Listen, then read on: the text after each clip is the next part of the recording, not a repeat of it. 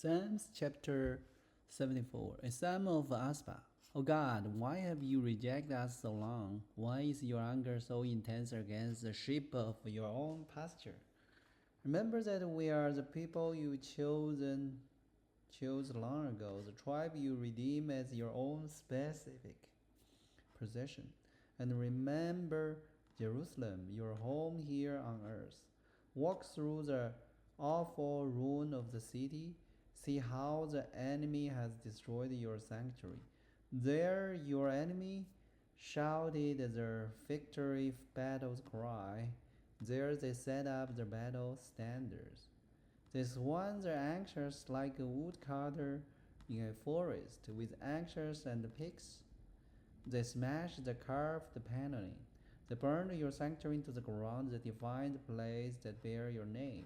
Then you thought, let's destroy everything, so they burned down all the place where God was worshipped. We no longer see your miraculous sign, all the prophets are gone, and no one can tell us what it will end.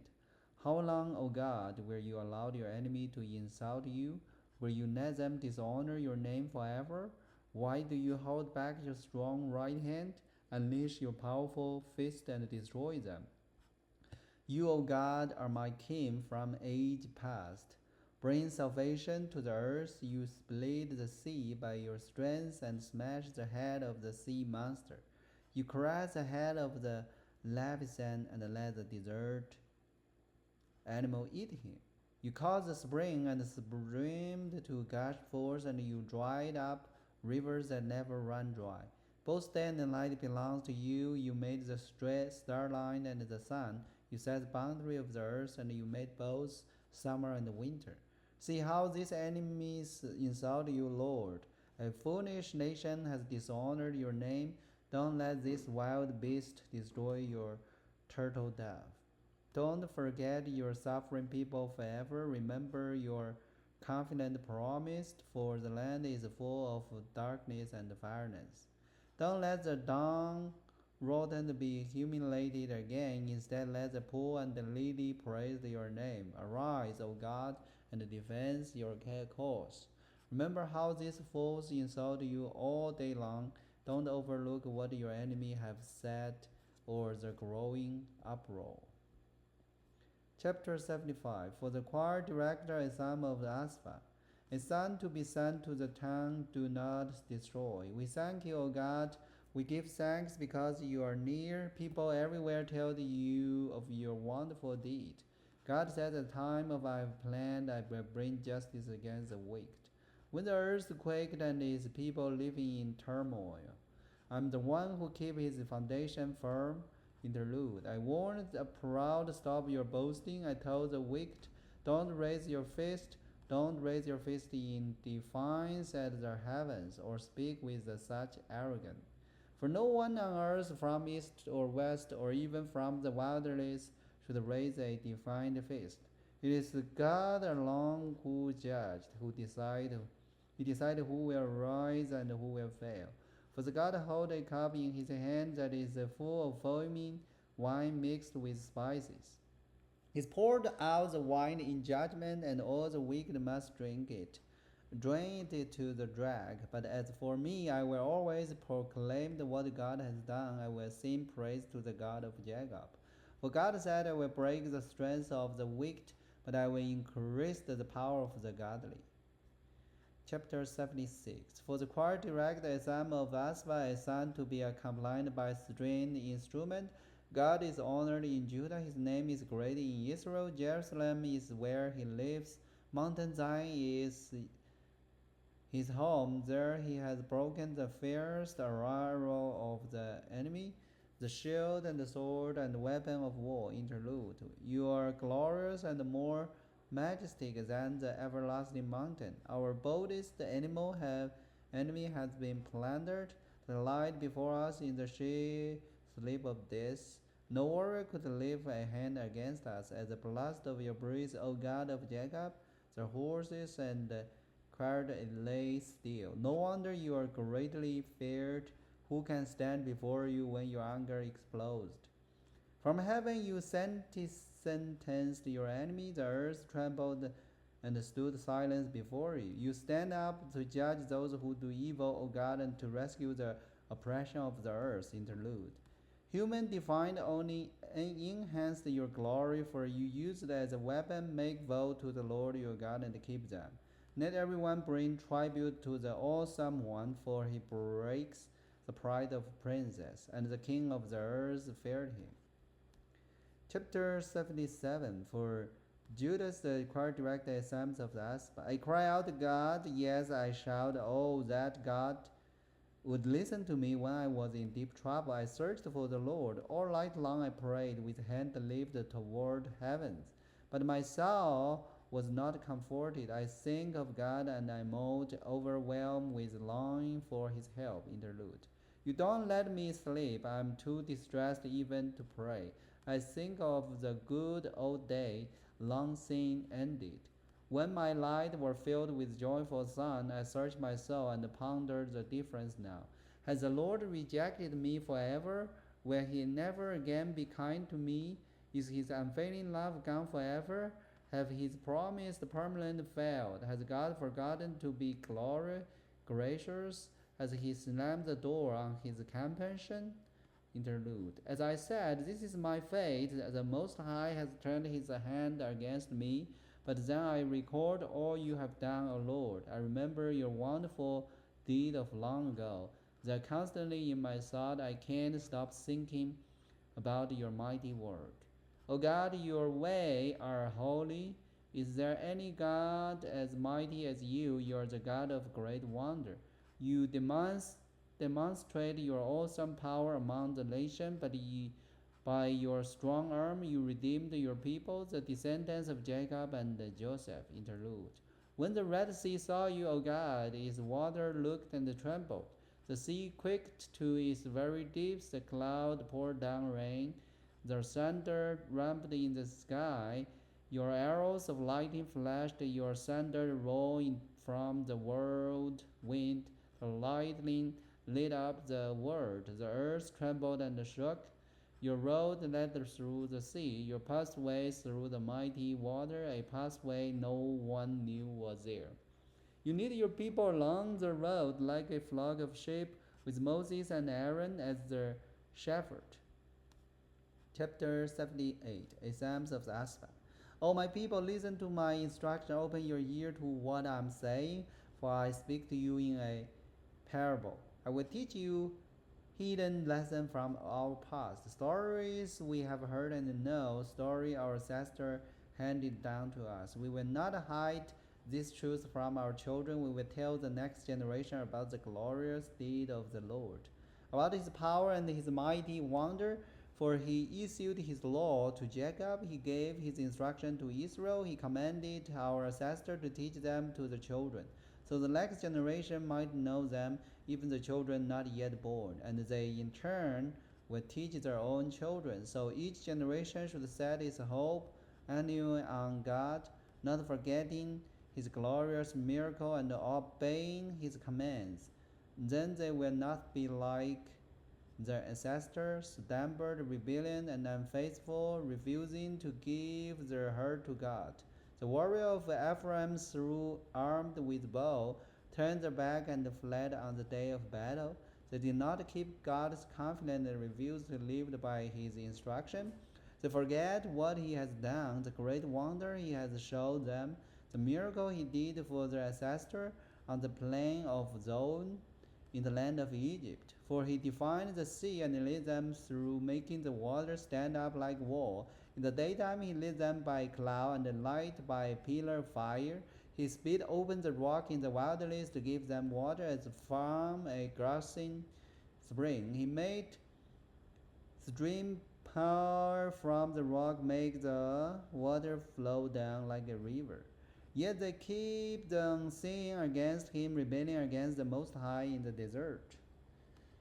He stubbornly tested God in their heart, demanding the food they carved. They even spoke against God himself, saying, God can't give us food in the wilderness.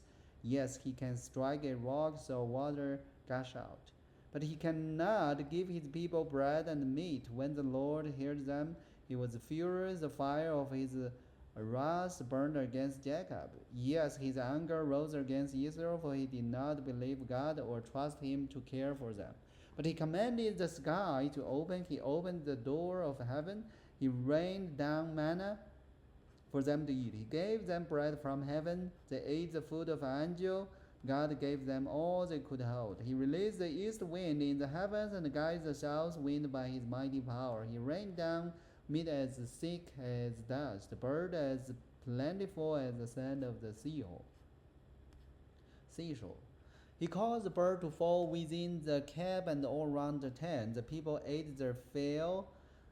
He gave them what they craved. But before they satisfied their craving, while the meat was yet in their mouths, the anger of God rose against them, and he killed their strongest men. He struck down the finest of Israel's young men. But in spite of this, the people keep saying, despite his wonder, they refused to trust him. So he ended their life in failure, the year in terror. When God began killing them, they finally sought him. They repented and took God seriously. Then they remembered that God was their rock, that God Most High was the Redeemer. But all they gave him was lip service. They lied to him with their tongues. Their heart was not loyal to him. They did not keep his confidence. Yet he was mercy and forgave their sin and did not destroy them all. Many times he held back his anger and did not unleash his fury. For he remembered that they were merely mortal, gone like a breeze of wind and never returned. Oh, how often they rebelled against him in the wilderness and grieved his heart in that dry wasteland. Again and again they tested God's patience and provoked the Holy One of Israel. They did not remember his power and how they rescued them from the enemy. They did not remember his miraculous sign in Egypt. He wandered on the plain of Zon, for he turned the river into blood, so no one could drink from the stream. He sent a vast swarm of flies to consume them, and hoarded of frogs to ruin them. He gave their crops to caterpillar. Their harvest was consumed by locust. He destroyed their grapevine with hail and shattered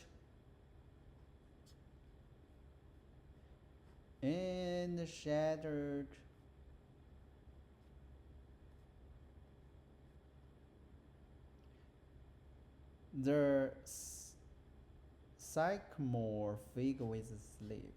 He abandoned their cattle and to the hail, their leaves to bolt of lightning. He loosed on them his fierce anger, all his fury, rage, and hostility. He dispatched against them a band of destroying angels. He turned his anger against them. He did not spare the Egypt's life, but ravaged them with a plague. He killed the oldest son in each Egyptian family, the flower of youngs throughout the land of Egypt. But he led his own people like a flock of sheep, guiding them safely through the wilderness. He kept them safe so they were not afraid, but the sea covered their enemies. He brought them to the border of his holy land, to this land of hill he had won for them. He drove out the nation before them. He gave them their inheritance by lot. He set the tribe of Israel into their homes, but they keep thirsting and rebelling against God Most High. They did not obey his laws. They turned back and were as faithless as their parents. They were as undependable as their crook bows. They angered God by building shrines to other gods. They made him jealous with their idol. When God heard them, he was very angry, and he completely rejected Israel. Then he abandoned his dwelling at Shinon, the tabernacle where they had lived among the people. He allowed the ark of his might to be captured. He surrendered his glory into enemy hand. He gave his people over to be butchered by the sword because he was so angry with his own people, his special possession. Their young men were killed by fire. Their young men died before seeing their wedding son. The priests were slaughtered, and their widows could not mourn their deaths. Then the Lord rose up as so, waking from sleep like a warrior aroused from a drunken stupor. He routed his enemy and sent them to the eternal shame, but he rejected Asaph's descendants. He did not choose the tribe of Ephraim, he chose instead the tribe of Judah and mountain Zion, which he loved. There he built his sanctuary as high as the heavens, as solid and enduring as the earth. He chose his servant David, called him from the sheep pens. He took David from tending the ewe and the lamb, and made him the shepherd of Jacob's descendants. God owned people Israel. He cared for them with a true heart and led them with a skillful hand. Then chapter 79 is Psalm of Asaph. O God, the pagan nation has conquered your land, your special possession. They had defined your holy temple and made Jerusalem a heap of ruin. They had left the body of your servant as food for the bird of heaven. The flesh of your godly one has become food for the wild animal. Blood has flowed like water all around Jerusalem. No one is left to bury the dead. We are mocked by our neighbor and an object of scorn and derision to those around us. O Lord, how long will you be angry with us forever? How long will your generous burn like fire? Pour out your wrath on the nations that refuse to acknowledge you, on kingdoms that do not call upon your name. For they have devoured your people Israel, making the land a desolate wilderness. Do not hold us guilty for the sin of our ancestors. Let our compassion quickly meet our need. For you, we are on the brink of despair. Help us, O God of our salvation. Help us for the glory of your name. Save us and forgive our sin for the honor of your name. Why should the pagan nation be allowed to scoff, asking, where is their God? Showing us your vengeance against the nation, for they have spilled the blood of your servant. Listen to the moan of the prisoner. Demonstrate your great power by saving those condemned to die. O Lord, pay back our labor 7 times for the scorn they have hurled at you. Then we, your people, the sheep of your pasture, will thank you forever and ever, praising your greatness from generation to generation. And then we will go into the chapter 18. So those several chapters is talking about the Psalms of Asaph. Asaph is talking about the history about from Israel until this David. All right, so that's today's Bible learning. Hope everybody like it. God bless everyone. Let's see you tomorrow.